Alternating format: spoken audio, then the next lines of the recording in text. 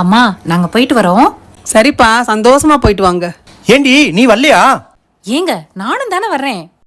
அப்புறம் உங்க அம்மா சந்தோஷமா போயிட்டு வர சொல்லுங்க.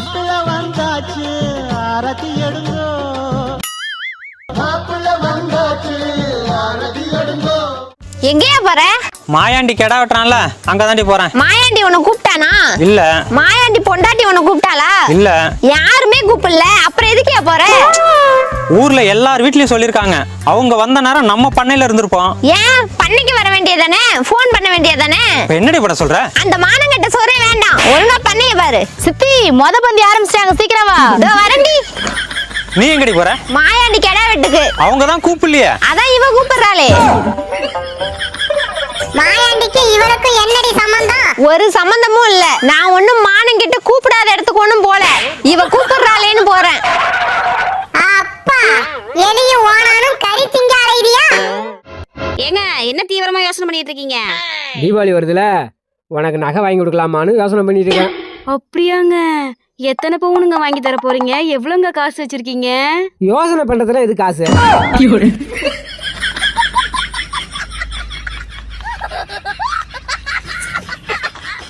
என்னங்க இன்னைக்கு குலோப்ஜாம் நல்லா ஜாம் ஜாம்னு வரப்போகுது பாருங்க.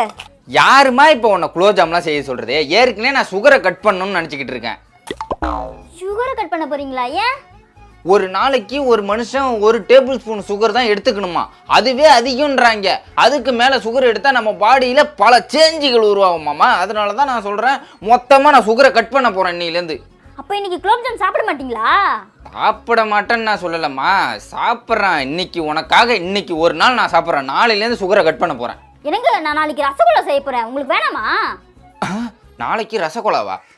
சரி, இன்னைக்கும் நாளைக்கு மட்டும் சுகர் எடுத்துக்கிட்டு நாளன்னையிலேருந்து வந்து சுகரை மொத்தமாக கட் பண்ணிடுறேன். ஓகே? என்னங்க நாலு அன்னைக்கு?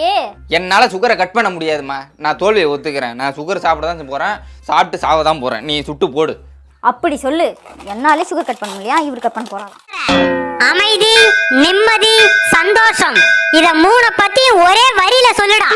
அமைதி, நிம்மதி, சந்தோஷம், இத 3 பத்தியும் ஒரே வரியிலையா?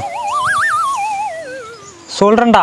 என் மனைவி தன் தாய் வீட்டுக்கு சென்றுள்ளார். அடிபொலி ஓனரா. தேங்க்யூடா.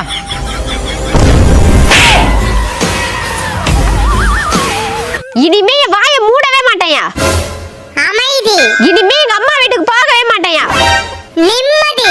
24 மணி நேரமும் உன்னை வாட்ச் பண்றதுதான் என் வேலை.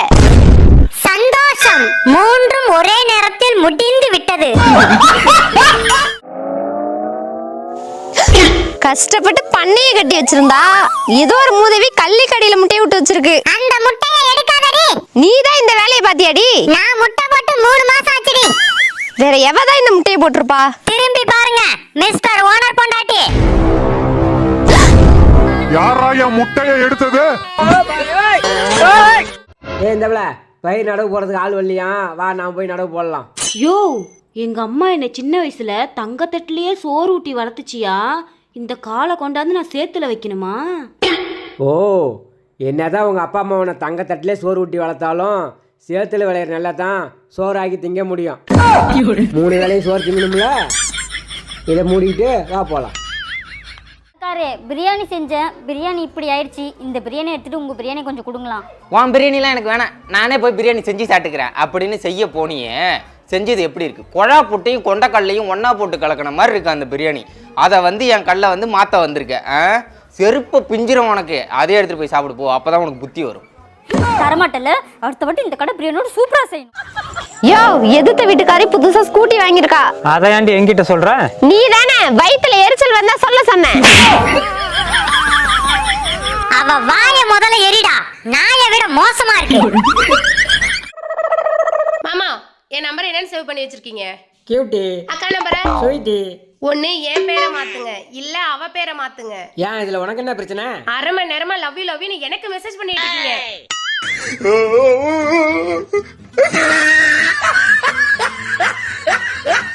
படிச்சவனுக்கும் படிக்காதவனுக்கும் ஒரே வித்தியாசம் தாங்க. அது என்னன்னா, படிக்காதவன் மாடு மேய்க்கிறான், படிச்சவன் நாய் மேய்க்கிறான், அவ்வளவுதாங்க. என்ன பிள்ளை அழகே, சொன்ன விலைக்கு வாங்க வருவேன். Audio call 5000, video call 10,000, photo மட்டும் 2000. ஏது